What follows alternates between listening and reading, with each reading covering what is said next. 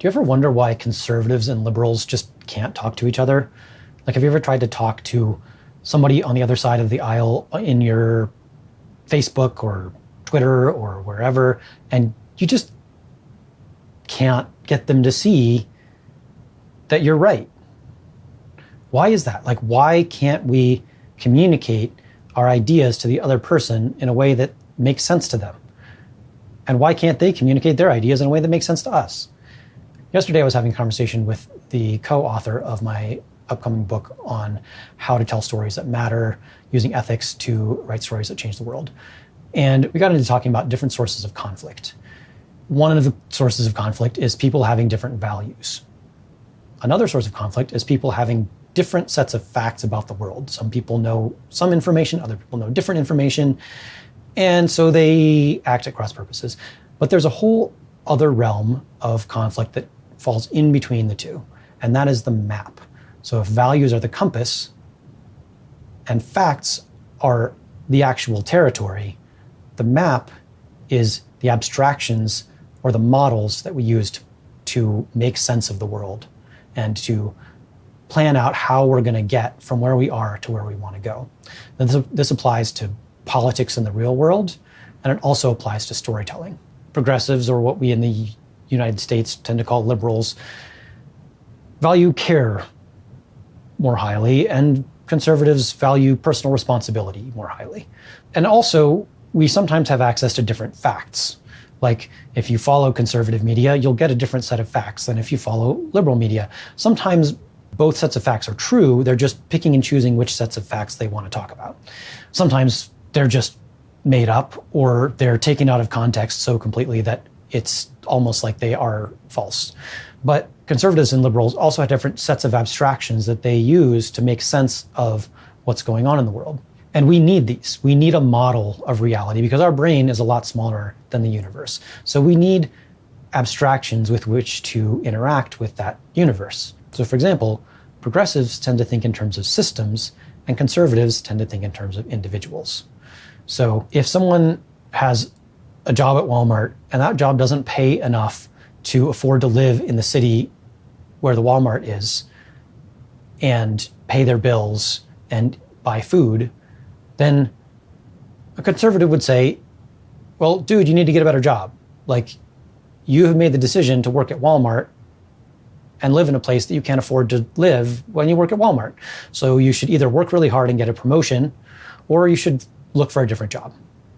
A progressive looks at that same situation and says, well, this is a systemic problem. The fact that Walmart doesn't pay people enough to live in the place where the Walmart is a problem with the way our society is set up, and we should raise the minimum wage so that people can afford to live where they work and not have to survive on food stamps. I think we want to have multiple different maps that we can use depending on where we're trying to get and what we're trying to do. A road map would be really good if you're going on a road trip, but really terrible if you're trying to scale a mountain.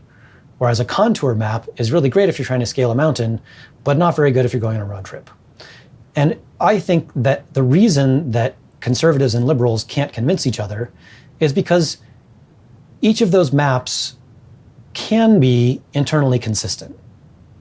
Like, if you use the same scale and the same key to create a map of a particular territory, that entire map is going to all work together. That road atlas is going to work really well for taking that road trip, even though it doesn't have any contours on it. And that contour map is going to be really good for scaling that mountain, even though it doesn't have any roads on it. People are operating with different maps of the world. And if you only have that one map, what this other person is telling you just doesn't make any sense, because you see the world through your map. And it's like, well, look, it's right here on the map. You just go from here to here, and then we'll be where we need to be. So the first challenge, if we want to communicate with people who hold a different opinion than us, is to figure out what their values are, and to speak not just in terms of our own values, but in terms of their values. So like with the person working at Walmart and not being able to pay their bills, conservatives care a lot about the government not having to waste a bunch of money or take money from people who earned it and give it to people who they believe didn't earn it. So you can make the argument that By raising the minimum wage, we allow people to earn what they need to survive.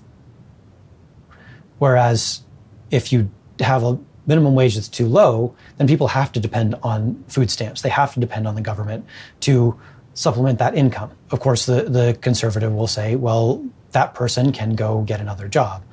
But from the systemic map, you can see, sure, that person can go get another job, but then Walmart's going to hire another person. And in order for Walmart, as it exists, to function, there needs to be some number of people working the floor at Walmart. And if those people are not being paid enough, then the government is going to have to subsidize that. So the important thing is to acknowledge that the map that the other side is using has a use. If you're looking at it from the point of view as an individual, then having the individual responsibility map is really helpful.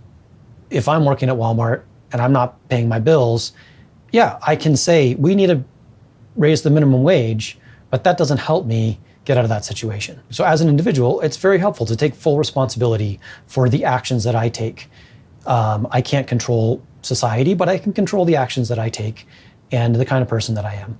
So maybe by working diligently at Walmart and cultivating virtues, I can get the promotion or get a really good recommendation when I apply for a better job. And I should be looking for other jobs, but that doesn't solve the systemic problem. So if what we're trying to do is create a society where everyone has a fair shot, then it makes sense to look at the systemic map. It makes sense to look at how does the whole system function and what can we do to make it easier for people to do the things that will better their life.